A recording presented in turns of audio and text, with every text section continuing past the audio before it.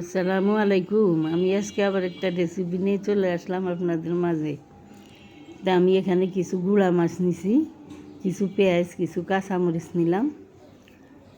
তো দেখেন আমি কি করি, এগুলা দিয়ে থাকেন সাথে। তো আপুরা দিদিরা, আমি তো অসুস্থ, সবাই জানেন। যারা যারা আমার ভিডিও দেখেন, প্লিজ ভিডিও দেখার সময় একটু ওয়াচ টাইম দিয়ে ভিডিওটা দেখবেন। আর একটু যারা সাবস্ক্রাইব করছেন ওনাদের কিন্তু অসংখ্য অসংখ্য ধন্যবাদ। আর যারা না করছেন প্লিজ একটু সাবস্ক্রাইব করে দিবেন, আমিও আপনাদেরকে রিটার্ন করে দেব।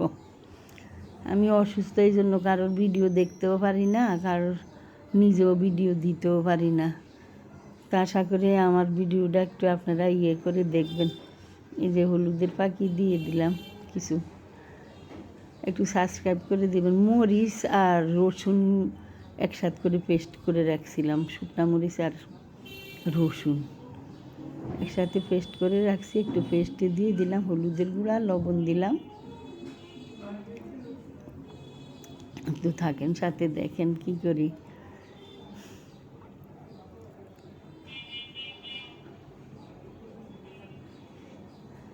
আমি এগুলো একটু ভালো করে মিক্স করে নেই, সবগুলা একটু তেল দিয়ে দিলাম, সাদা তেল দিলাম। আসলে আমি এটা ভুল করে ফেলছি, আমার কিন্তু মনে নাই।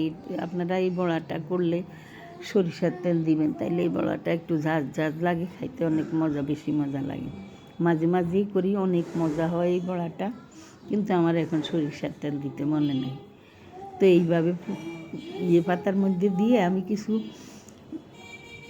লাউ পাতা আগে এনে ধুয়ে একটু লবণের পানিতে ভিজিয়ে রাখছি, যখন নরম হয়, নরম হইলে হোল্ড করার সময় সুবিধা হয়, এজন্য ধুয়ে রাখছি। এখন হোল্ড করে নিলাম, সবগুলা করা হয়ে গেল, দেখাই দিলাম কিভাবে করবেন। চুলায় পাইপেন বসাইয়ে দিলাম, একটু তৈলের মধ্যে একটু সরিষা হলুদের পাখি দিলাম, কারণ লাউ পাতায় আগে হলুদ মাখাই নাই, এই জন্য এটাতে একটু দিয়ে দিলাম যেন একটু কালার হয় বড়াগুলা। এই যে দিয়ে দিলাম তৈলের মধ্যে। এখন এগুলা ভেজে উঠাইব এইভাবে। অনেক টেস্ট এই বড়াগুলা, আপনারা খেয়ে দেখবেন যারা যারা না খাইছেন।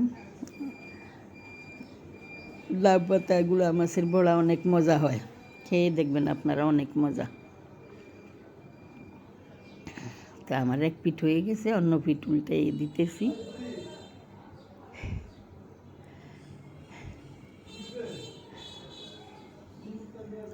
আমি মাঝে মাঝেই করি এই বড়াটা, অনেক মজা হয়। আপনারাও বানাই খাইয়ে দেখবেন যারা না খাইছেন। আর যারা যারা আমার ভিডিও সাবস্ক্রাইব না করছেন প্লিজ একটু সাবস্ক্রাইব করে দিবেন, আমিও আপনাদেরকে রিটার্ন করে দিবনি।